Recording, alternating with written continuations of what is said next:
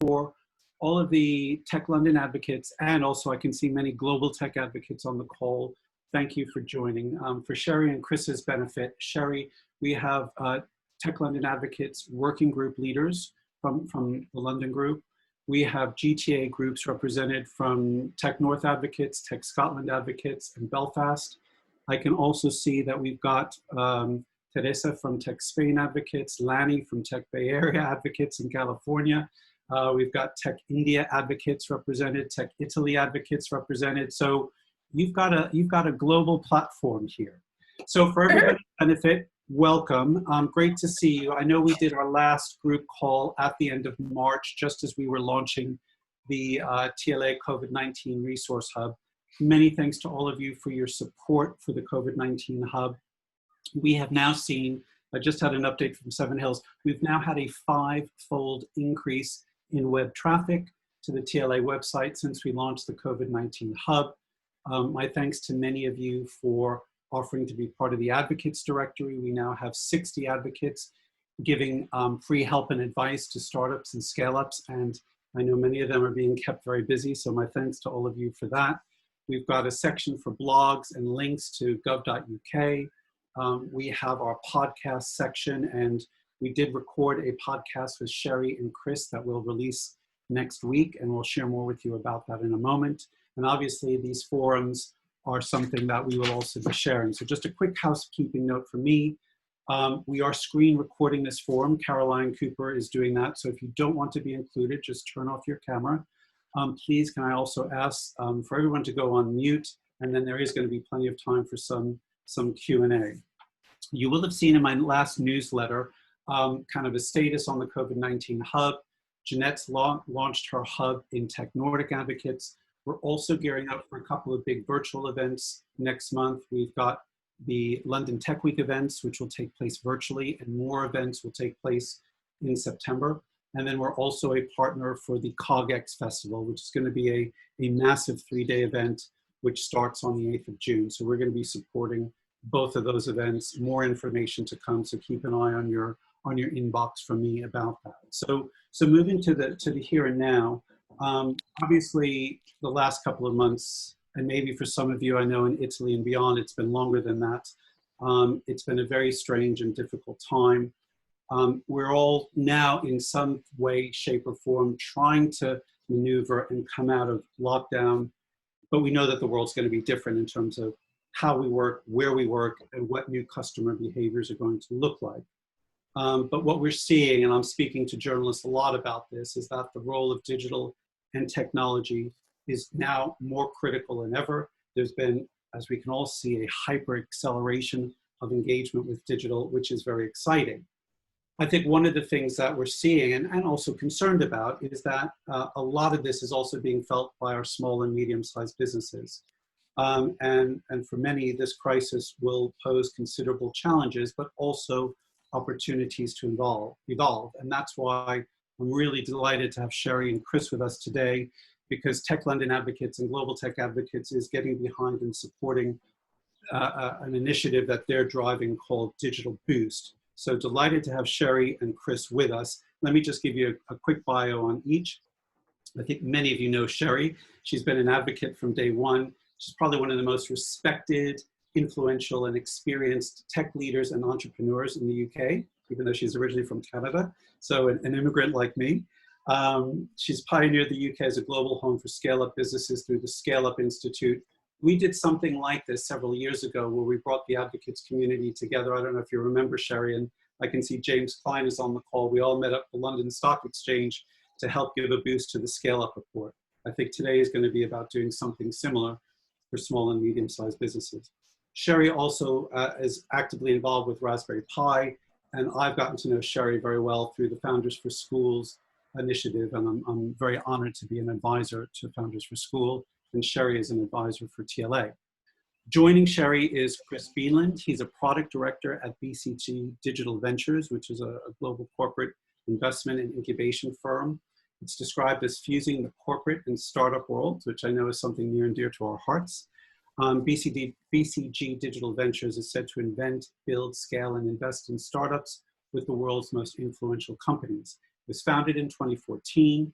The organization has created over 100 startups and now employs over 1,000 people across the US, Europe, and Asia. So welcome to Chris. So Sherry, Chris, thank you so much for joining us today. I'm going to turn over to you. I think, Sherry, you're going to kick us off and lead us through some slides. I think Chris is going to jump in, and then I'll come back and moderate for some questions. So over to you, and welcome. Great. So I'm going to share my screen, or I'm going to try to share my screen. Hopefully there you go. You guys see that? And can you, and sometimes I share more of my screen than I mean to, so let me just try to get it into the right format. Right, so thanks, Russ. And again, the last time that I launched something at the TLA was 2014, before the Scale Up report, and look what happened. So I had a great experience from working with you in the past. So great to see you. And again, the power of what you do and what your advocates do is really important. And the ability to help communities give back to themselves. And the one thing that TLA is a great community of folks. So it's a huge honor to present, and thanks very much for the platform today.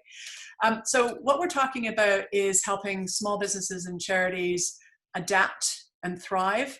There's been historically an underinvestment by these companies, and that's really hurting them at the moment. And rather than let them wither on the sort of the branch, we're going to do something. We're going to do something about it. And so we were at Founders for Schools was approached by one of Chris's colleagues, Ajay, after they had decided that this is something sorting out and helping small businesses and charities through the COVID crisis was something that they wanted to do something about. But they wanted to build on something that was already working and adapt it, so that they didn't reinvent the wheel and didn't sort of push an existing small thing out of the market. So they approached us and said, we wonder if you can use your platform to help charities and small businesses rather than only helping teachers. And if you think about it, you've been helping putting digital people into classrooms being asked by teachers, and there's not a lot difference between allowing someone who's a digital expert to go help the person rather than a bunch of students, is there? And it didn't take too long to see that they were suggesting something that was a really obvious use of our platform.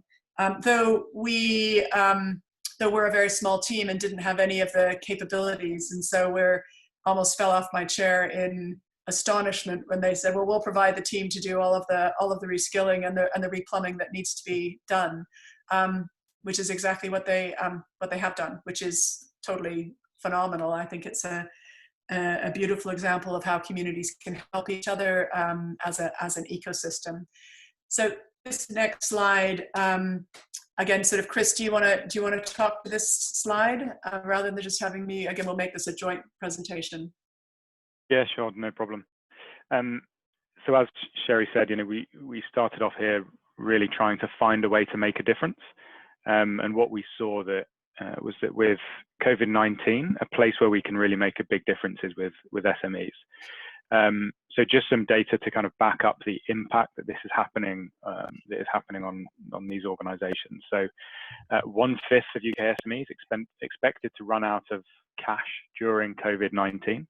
Obviously that's a pretty scary stat. And even those who don't, they expect their revenues, 72% expect their revenues to drop by 50%.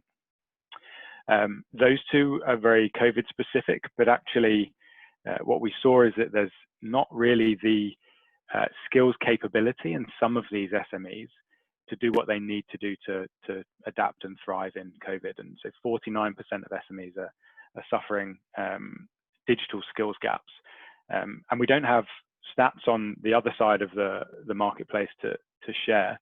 But one thing that was also really important is now there's an unprecedented appetite to really help others during this. So, the more difficult side of a marketplace often to get the people is on the volunteering side. But we think there's really an opportunity for that to work right now, so that we can bring those to these SMEs and hopefully change some of these numbers.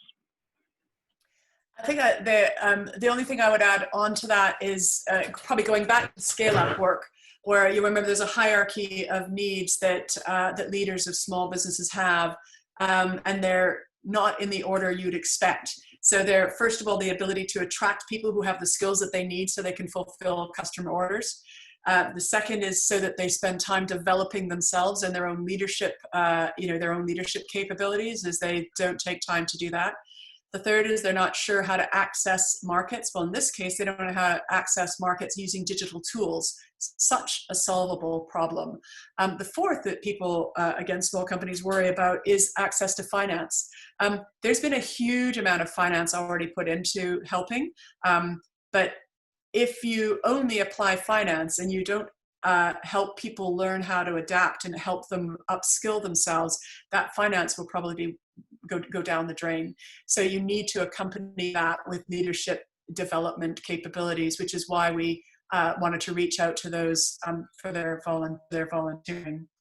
So again, just sort of go through, it's a lovely collaboration, a charity that's been going for a long time, linked with a giant consultancy who's used to working for big companies. I'm sure it's been amusing, if not terrifying, to work with a company so small as us, Chris. Be great fun. But watching your team reskin Founders for Schools for this other purpose has been such an incredible, delightful experience.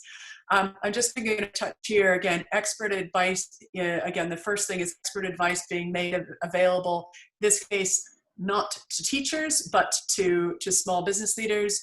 The learning and development, helping and supporting both volunteers. In this case, I hope, Russ, every single TLA becomes a volunteer, because I think they're all got to be digitally, experts. If they're a little bit nervous about talking to a charity leader or a small business leader, because that's not what they usually do, there will be a support system in place of, this is best practice, this is how others have done it, this is how you should approach a one-on-one, this is how you should approach a webinar. If you feel you need support will be provided via the platform. And then also, if you're a SME, support will definitely be supplied by the platform. The third, which I think is a really important part, and this is in V2 as opposed to MVP. MVP is this launch, which is next week. V1, V2 is the community recognition. And this is what Founders for Schools is known by. If you volunteer an hour of your time helping, you will be recognized in your community, if you want to be, for that hour. So every time you volunteer, we are adding that up for you in that community for that charity, so that you'll be able to chart over time the value of hours that you had and who you gave them to. So kind of like a timeline on Facebook, but much different is what you're doing to build your community. And I think that's an important aspect. So going over here again, there's managing cash flow, super important. Mental well-being, super important. But this particular endeavor, at least at V1 and MVP, is helping customers, helping teach small business leaders with one-to-one real live humans, as opposed to pointing them at websites and sort of praying that they find it, on how to reach more customers online and how to sell more online themselves by using tools that we're all very familiar with, but they've underinvested in before. So there's 3 interventions that were available, again now. One is the boost calls. That's one-to-one mentoring. That's as if, Russ, on several occasions, I have had boost calls from you on, I can't get my head around this. Can you've been an advisor for a long time. Can you think it's those sorts of calls? So a specific person has something that's on their mind, and they need to be matched with somebody who knows how to do that. So those boost calls, again, really important. The matching that we've done at FRS and with the help useful in that journey. Boost workshops, one-to-many, that could be 7 or 8 charities, all who are wondering about SEO, or it could be a team from a charity who needs a boost in understanding social media marketing or something like that because they're working through it. So again, very adaptable for what the SME or the charity leader needs. But again, that matchmaking, and every single one of those are being recorded so that there's a library, which again, speaks to the third tile here. There's a library being built up of workshops. The one-to-ones are clearly not recorded because those are private conversations between an advisor and an advisee, but the workshops are recorded. And that helps build up the library of tutorials around how to get to customers online, which we'll make available to people as they go through. So what you see here is sort of boost calls. This is kind of similar to FRS. You'll have whoever it is your call is with. You can see it, who you're having your call with. You can see your marketing material, and again, you can see the Nest Boost call. So you'll have your dashboard. You'll each have your account. And the trick here is us suggesting your next move. You just had an SEO, maybe you should think about this. Oh, you've just had this and this might be your next step. And the idea is to progress them on a digitization journey so that they can sell online. Some of the feedback so far, and this is from the one-on-ones, you've got, again, sort of this is from a wine company. So again, they'd found all demand canceled overnight. They pivoted to direct-to-consumer e-commerce to avoid liquidation and furloughing additional staff. And again, their feedback is thanks to some one-to-one sessions. Again, not just one session, but several with one of the marketeers. So you can also have several sessions with the same person, assuming that the expert is willing to have several sessions with the individual, and it's up to the expert in this case whether or not they continue that relationship. And again, they're now able to launch their first digital ads. They learned how to retarget and refine their ads and to optimize, and they are again ready for their next step. And us helping them, this platform that helps them on that step, is really important. It would be overwhelming and a burden to a single expert to have to help someone on the journeys with the intensity, but batching together a number of experts in tiny little micro volunteering is what's going to crack this problem. And then we've got an entirely different company here, Teens in AI, which is 4 employees. It's a charity and it's AI for social good. All of their events and hackathons that they get paid for canceled, and they needed to pivot to an online business model basically overnight in order to lay off the 4 employees that they had. And again, after just one call, they helped focus on the essential steps. So that call was more like a strategy call rather than an SEO call or a digital ads call. So different people have different needs, and our networks and our expertise in the digital and tech world we know that we can answer that. This just goes through a workshop, which Russ, you'll be familiar with. Silicon Valley comes to the UK. That's very similar to the CEO to CEO workshops that we've put on for many years. Virtually the same format. Pretty interesting. NPS score of 100. How many people in this audience have an NPS score of 100? Is almost unheard of. So amazing feedback. And again, I think it's in the structure and the best practice that have been put together so that you're going to get a good outcome. I think that's really important. So the support that we give to Tech London advocates is the best practice that you would be sharing with each other, so that hour gets you an incredible ROI after that. NPS score so far 95 for volunteers, and again, and remember, anything over 30 or 40 for an NPS score is considered great, and 70 is world class. So again, we know the formula is correct that we've got here, but in giving your expertise, you also get a lot back. And I'm not surprised to see this, but that this is what we found so far.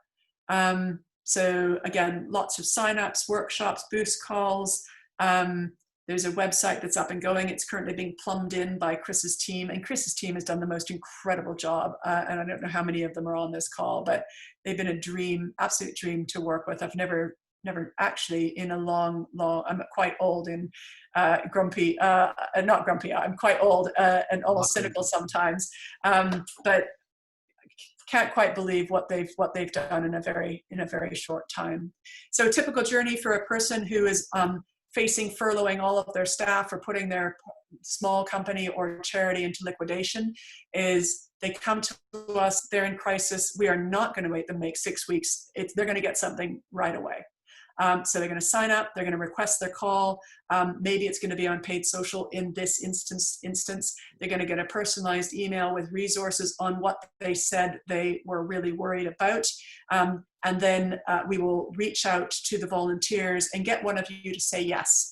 And you'll get, again, if you sign up as a volunteer, you'll get a, can you help this person? They need help on this. This is, by the way, a little profile of who they are and what they are. And you can either sign up or not. There will be a time in there, just as there, I'll do that later, just as there is at Founders Schools, there's a time, and you'll have a specific time.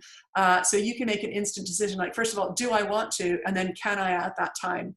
If you can't, that's okay, because our little algorithm is going to go on to the next person who might be available at that time and who said that they were an expert in that area. So June 2nd, they can get their notification that someone has said yes. They at the same time sign up to a workshop or tell their staff to sign up for a workshop. They check out some of the local authority site for some of the finance that they know is available, but they have to access through the local authority. Again, every small business has been offered a £10,000 grant for going digital in the UK. Nobody knows how to access it, and it can only be gotten from local authorities. So we'll be signposting that, so anybody who comes in knows if they need cash, not that it's the most important thing, because they probably need mentoring first, where they can get it. They have their follow-on call, either with the same expert or a different one. They can attend a workshop on SEO. And then you think about here, just 2.5 weeks afterwards, they get their second one-on-one boost call with an expert. They get the grant awarded by the local authority. Yay! They've implemented some landing page hacks, so they're suddenly at the top of the Google sort of ad search. They've decreased, and again on the 3rd of July, they've got decreases in cost per click. They've grown their conversion rate, and you're starting to see a growth in online revenues. And this goes from utter despair 3 weeks before. We can do this, and I'm very excited about providing a platform that allows this journey to take place. So we are building a number of partnerships, and this TLA is a very important partnership for me and for us, and all of those organizations that you're also familiar with. If you think that they could help in this, then we would love to also hear from that. Clearly attributed back to and affiliated with TLA. Don't worry, Russ. And again, the referrals will be carefully carefully tracked. Just on that point, Sherry, if I can jump in, because I know we've got Naomi from Tech North Advocates and Gary from Tech Scotland Advocates who are very interested in this, and we can follow up afterwards, but it would be great if they would like to add them into this. I think Karina from Tech Belfast Advocates. So you've got nationwide representation from the global tech advocates groups. Yeah, brilliant. We're geography neutral and would love to, in all of your areas, it could be that some of your advocates, you have no idea, might be in crisis, and others of you can help. And again, this platform I think can help. So talking to the CBI and the IOD and the FSB, who are often doing many things, none of them are doing anything one-on-one or one-to-one like this. There is nothing like this as far as we've seen. Apparently my internet connection is unstable. Well, welcome to Cambridge. Sorry, don't know if you can see that. And again, expert networks, reaching out to all that we can think of. Would love your help in reaching out to more. If 70% of small companies and charities are facing a 50% decrease in their revenues and they're in crisis, this is our Dunkirk moment, and we can help. Large corporates have been really helpful, and I expect that the experts who are working in the Goldman Sachs, the RBS, the Facebooks, the LinkedIns, the Microsofts, I hope and expect them to help. And then academic institutions have been hugely amazing at offering the assistance and the advice and the lectures and the materials that they make available for their alumni community who are running small businesses and charities. They've licensed it to us to weave into the journey that we're putting together for them as well. So I'm really excited so far about where we are. It's early days, as it was 5-6 years ago, Russ, when we launched Scale Up Institute. Who would have known it became a thing? Who knows how long the COVID crisis is going to last, but we're not going to let it decimate our small companies and charity sector. Stella, I don't know if you're on and you want to talk to this slide. This is our go-to-market plan for MVP with zero budget, I should add. And I don't know if is that Chris? Are you going to take that, or is Stella online? I can't see her. There's so many people. Yeah, online. I can't see Stella on. Stella, please shout if you are on, because you know this detail a lot better than I do.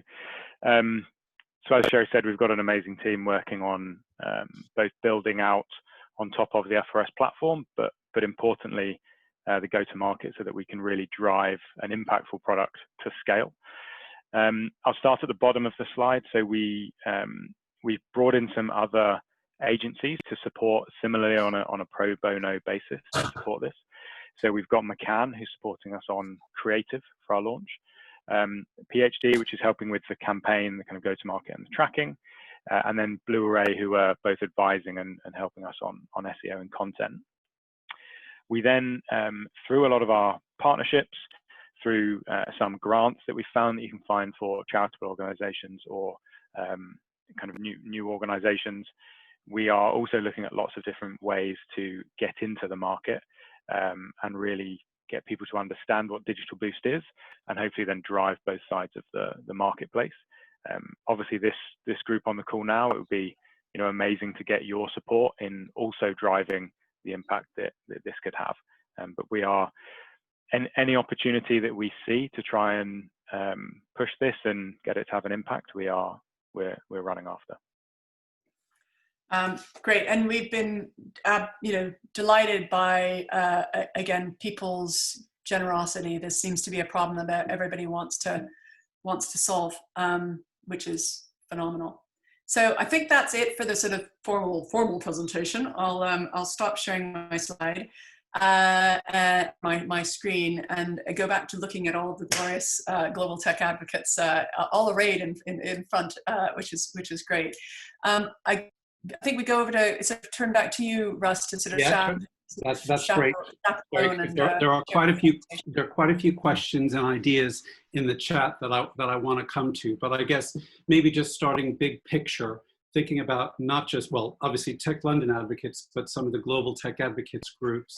I'm assuming first and foremost that you're launching this on the 27th of May, so we're kind of keeping quiet until then. We want to do a big announcement on the 27th, and that we want all of these folks in turn to activate their networks, to go to their working groups, to go through their GTA groups to say Digital Boost is now live, go to digitalboost.org.uk, etc. Can you just talk us through what you want us to do specifically? And then there's some specific questions that I want to allow advocates to ask. Yeah, no, great. And I'm sorry that I probably should have anticipated that question. As Chris mentioned, the CAN is putting together a bunch of assets. Those are things that you could put into newsletters, suggested tweets for you, suggested LinkedIn posts. And those, I think, if I'm right, are supposed to be ready on Thursday or something like that. So soon. Yeah. So again, 27th is the day that we're anticipating. So you can get assets into your hands, which are the press release, this is a description, the slide deck that we've just gone through. Right. There are comparator. I don't want to call them competitor. I mean, sometimes they were called the deck was called competitor analysis, but it's how the jigsaw fits together. And again, because this is an ecosystem thing, but there are a number of COVID things that go on in a number of communities, and I think that comparator analysis would be important for your advocates to convince themselves that this really is different, and how does it compare to what the CI is doing or the FSB or anything else. So we can give you those analyses to help you form your own views about where this stacks up and whether or not it's something that you'd wanting to be getting behind. If you, and again, anything you can think, if you've got your own agencies and you want to lean in and help, if you can campaign all of you are digital, if you can campaign others and put I've just signed up, would love you to sign up. I think that there's something that you can add, that would be great. Just going back to, again, as Chris said, the marking of you suggested this, and so that you can see your impact is something that we're absolutely prepared to do. So if you want to help, let us know. We'll send you the materials. They will have unique tracking codes on them, so that we can report back to you, what all happened afterwards. But does that help? So yeah, so let us know. So we either give everything to Russ, or if you want to track yourself separately, if you're in Belfast or somewhere else and you've got different networks, let us know. We will get you UTMs and specific materials that are specific for you, so that you can track it. Maybe it's just in your company, maybe it's in your network, whatever works. We're set up to do whatever. We'll work through the logistics of that, because I think we'll have TLA and the TLA working groups probably as one entity, and that will let Naomi and Gary, and I know Teresa is interested in doing something from a Spanish perspective. We'll figure this out GTA group by GTA group, because I think that could also be a very interesting element for you. I've got one more practical question. Actually, Mark Duke raised this. You will have seen, Sherry, that we've got about 60 advocates in our directory who've already offered to give help and advice. Would you like us to approach those 60 to say, would they like to be part of Digital Boost as a first step? And therefore, we'll try and make sure we get them. Some of those folks are on this call, many are not, but to say, look, you've offered to give free help and advice. Would you want to be part of Digital Boost as well through TLA? Hopefully that's something that we can give to you relatively quickly. Yeah, I'd love that. I think they will have to register, because again, we haven't yet done, we will with some organizations, and would love to also with you do an OAuth, so that they can just opt into something and then you can have the authority to transfer all details across. But we would probably have to have them fill out what their skills are and things like that in the first instance, but would absolutely love that. Okay, if we can work on the mechanics of that, then hopefully through Caroline from Seven Hills and Amy Cox from Seven Hills, we can try and work those logistics.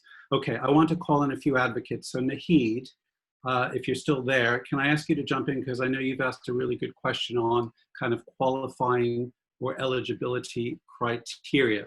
So if you can turn on your microphone and ask that question. And then Flavia, I'm going to come to you next.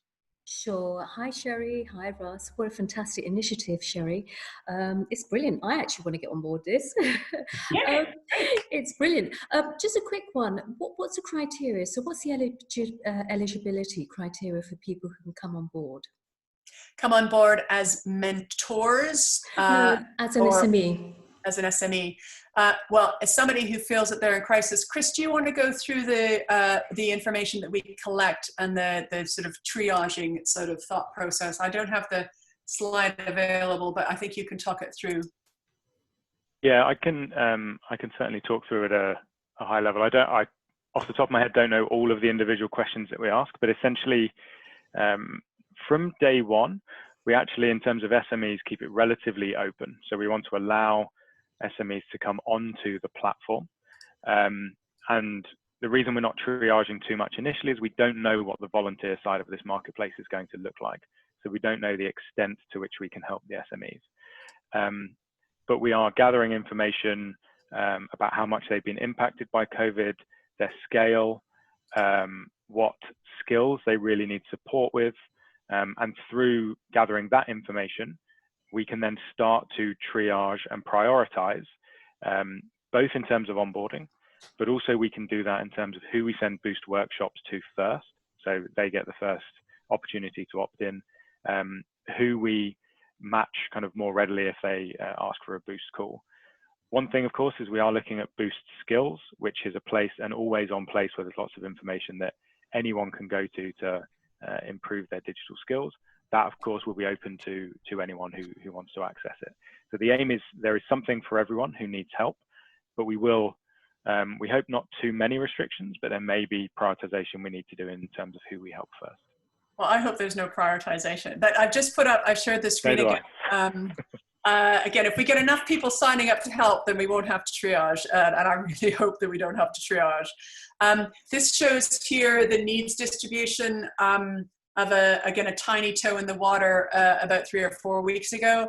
And what you can see is that there, again, are 297 different needs identified by the people who are already coming to us, but they can be clumped together. So you can see that SEO super important. You can see online marketing very much on the minds of these people when they say the type of help that they need. We are limiting the people who are coming to us to force rank their 3 things they need the greatest help with first. And you can see design and branding as well as one of the identified needs. So again, in putting together the resources, Chris and his team have done a lot on SEO and the online marketing and the design branding and other sorts of things. But that's very much been led by the needs analysis of the charities and the small leaders who came on. You just look here at this next slide that I've put up. You can see that just under probably 20% are charities who are reaching out to us, charity leaders, and then you see a whole variety of other sectors. So hospitality, recruitment, technology, fitness, financial services, education, coaching, personal services, fashion.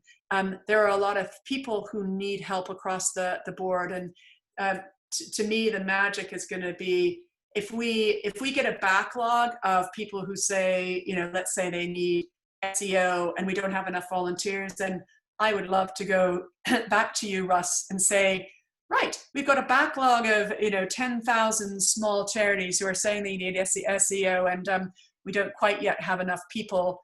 Can you help us solve this problem? So what we do know, because we're very granular with the onboarding of both those who are requesting help and those who are offering it, is we know that part. Just here, this is going on to the volunteers so far. You can see there's 509 different skills that are being offered or who have been identified by those who are already volunteering. That breaks down into, again, sort of market user research, marketing automation. I can see Pat there. We don't have enough legal there, so I'd like to see you persuading some, and James as well. Can we please have some legal folks too? And then here, which is a thing, I almost think of it as a kindness barometer. You've got about 60% saying that they're able to give between 2 to 5 hours a week, to 5 to 8 hours a week, to greater than 8 hours a week. And that's a lot of kindness coming from our industry there. So whether or not it's 1 to 2 hours a week, that's okay. If you've done your 2 hours that week, we're not going to send you we're not going to bother you again. And again, part of it is balancing supply and demand. And I think that's one of the things that we've got okay at Founders for Schools. And if you have volunteered for us, you've noticed that if you've said yes 2 weeks before and 1 week after an encounter, you don't get any more invitations from us. And that's not by accident. So we'll manage that. The only thing I'm totally sure about, Russ, is that we will have to balance supply and demand.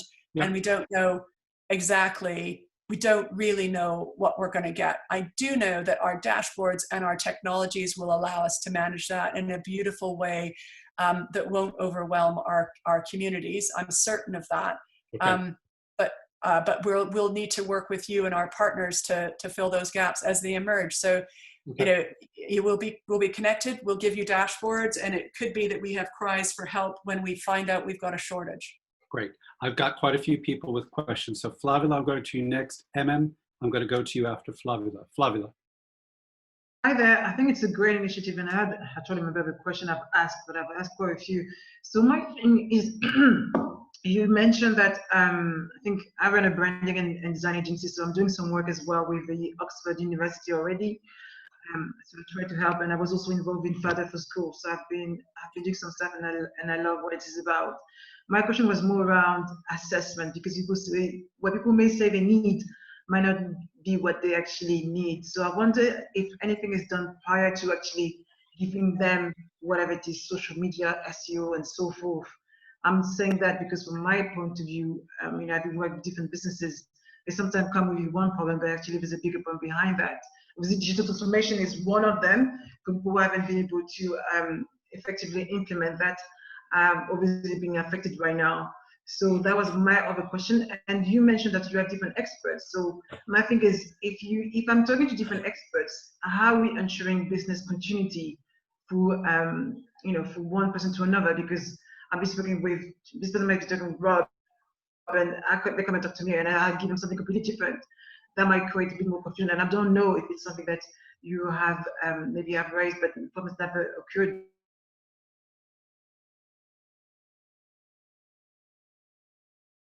Quite a few. So can we just go with those that you've already Yes. listed, Flavia, because I know I want to get a few other folks in. Okay, So, cool. Sherry? Sorry. No worries, no worries.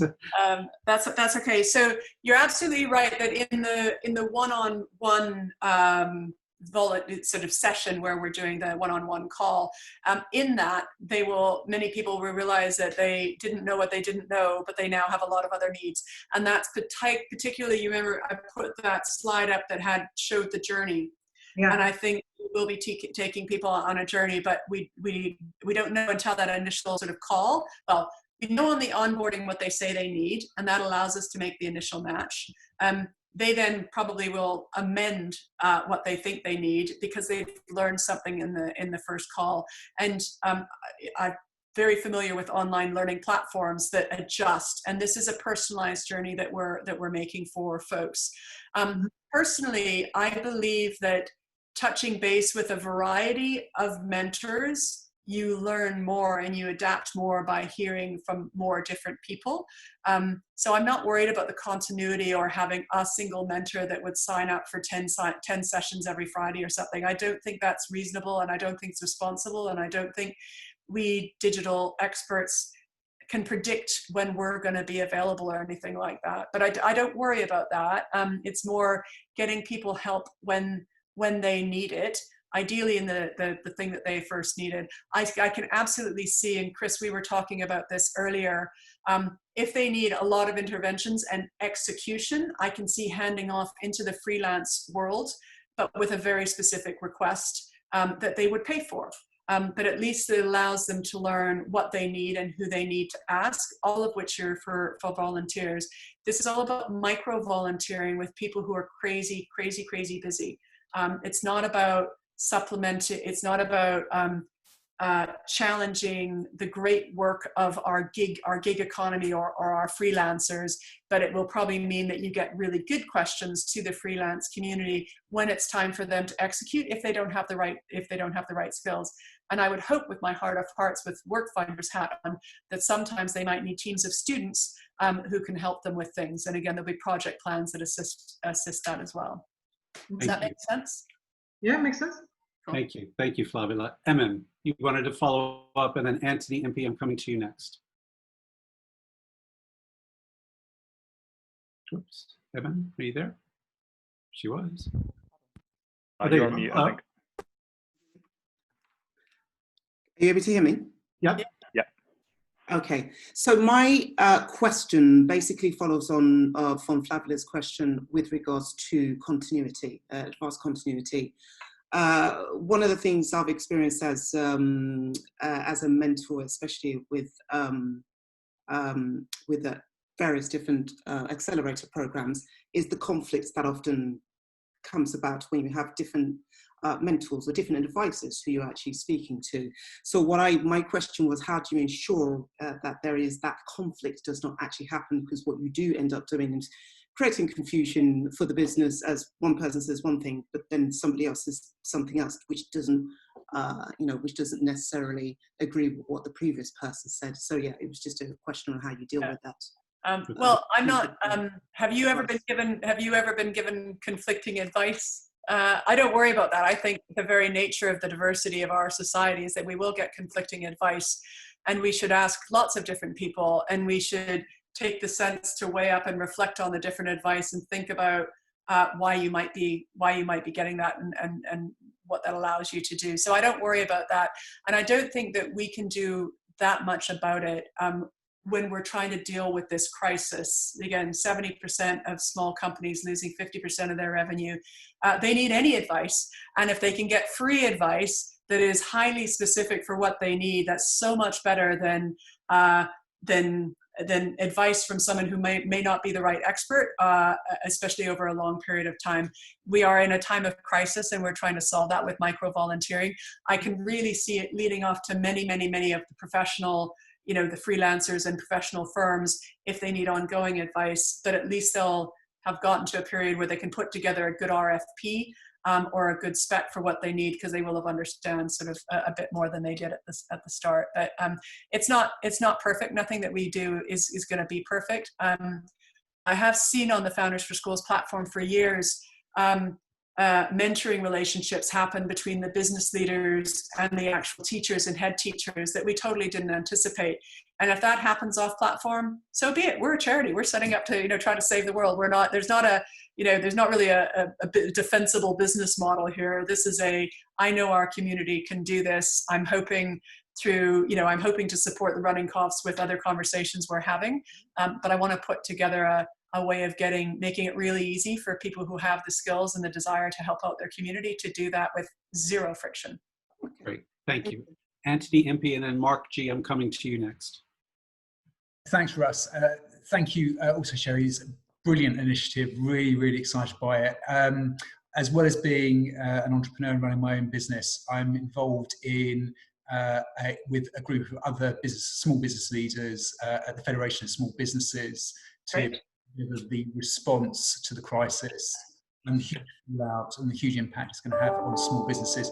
Some research that we've just commissioned has found that a third of small businesses that are temporarily closed as a result of the crisis are unlikely to open again in the future. So we're looking at a huge clear out of the small business population unless initiatives exactly like this are put in place in order to respond. So I think my first observation is really keen to connect with the team at the Federation of Small Business and work closely together. I know that you've got us already on the slide, so it would be good to kind of have that conversation offline.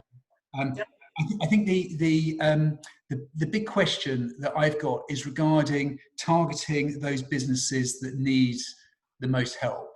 Because certainly in the work that I've done at the Federation of Small Business around skills, it's very often there is a group of businesses that are kind of the real pushback on technology and really struggle to engage with it. And a really good example of this is the Making Tax Digital initiative the government had. And lots of small businesses really, really uncomfortable with the use of technology just to provide tax information. And so I'm just really keen to find out how you're going to reach kind of these organizations, because they're a huge minority. It's about 20% of small businesses and sole traders fall into this category of not having essential digital skills. Well, this is all about essential digital skills and starting people on a pathway to having at least a basic foundation. And there are lots of things out there, but good question. I would rely on their communities to let them know about this, which is why a partnership with the FSB is super important, and the CBI and CPID. And also, we would just come off a call here earlier with the DSP, which again Russ is on the board of.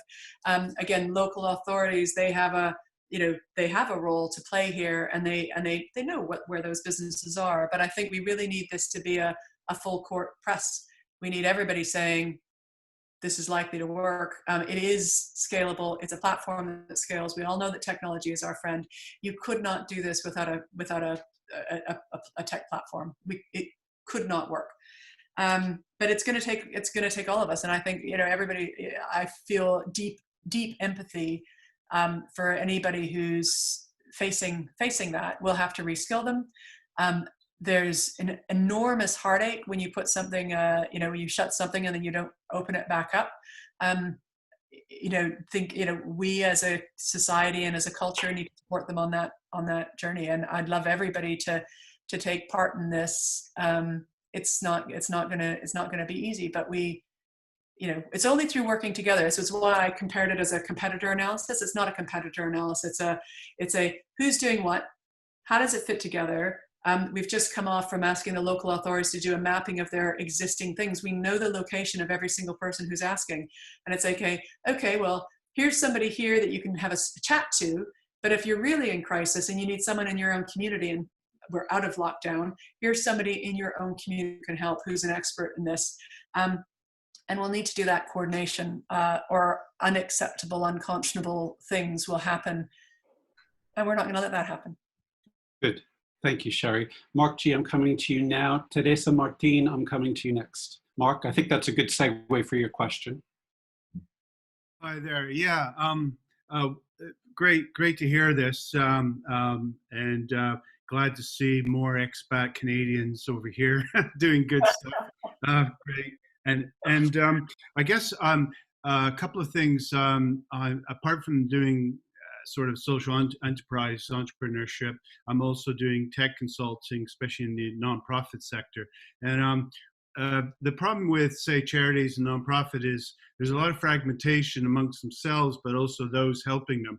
So there are equally quite a lot of initiatives at the moment trying to help charities gain digital skills at pace now because of this situation.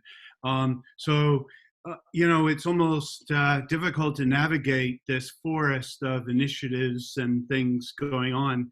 I just wondered how to be able to avoid fragmentation or duplication. I see you have partners like Catalyst, for instance, just to take charities as one example. But are you building relationships with those doing something similar in order to maybe signpost between each other, as well as perhaps access additional sources of experts? Okay, Sherry. Yes, absolutely. So for me, and again, I've dealt with this in the education sector for ages, everybody and their dog trying to help sort of kids. And again, the signposting is really critical. So we would love to partner with every single person that wants to partner. We're going to need to figure out what it is that they're adding so that we can point to them. And again, and again, this isn't at launch, but it will be carrying on throughout the summer. We've just come off a call with a local authority saying, map all your experts there that you rate, that you would point if you were one of the paid advisors, and we'll make those available to people throughout their journey. So if you know someone that we should be talking to, let us know. If we're not yet talking to them, then we'll start talking to them. We'll figure out where in the puzzle they are, and then, you know, try to avoid, you know, replication. But this is an ecosystem thing. It's not a competition. We want to make it, I mean, again, it's just, there's a pre-existing platform that can help bring it together in a personalized way that's unusual. If we don't map the partners, then we can't know at what time it's right to recommend them, you know, a legal expert or an SEO expert or whatever. It's kind of a giant mapping that will of people in all communities. But without doing that, it'll be garbage in, garbage out, and we'll be, you know, spraying stuff onto websites and praying that someone finds it. That's deeply frustrating and inefficient for the person who's in a crisis. I have spent a lot of time going through these offerings that are available for small businesses and for charities, and felt myself becoming quite dispirited. And if I really were in need, I'd probably be panicked. And that's just wrong. They should have a we're building a recommendation engine. It'll make it easier for them. It won't be perfect, but it'll be a lot more perfect than what's currently there.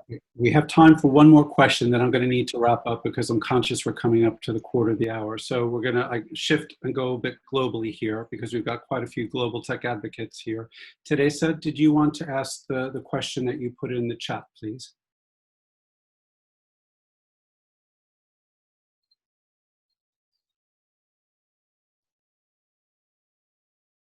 Teresa Martin? Okay, well then I'll let me see if I can very quickly find her question. So Teresa asked, what would be the geographical scope?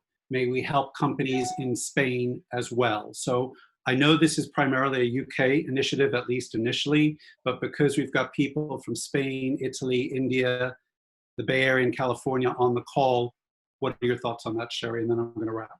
So I think I should double hand this with Chris as well. Okay.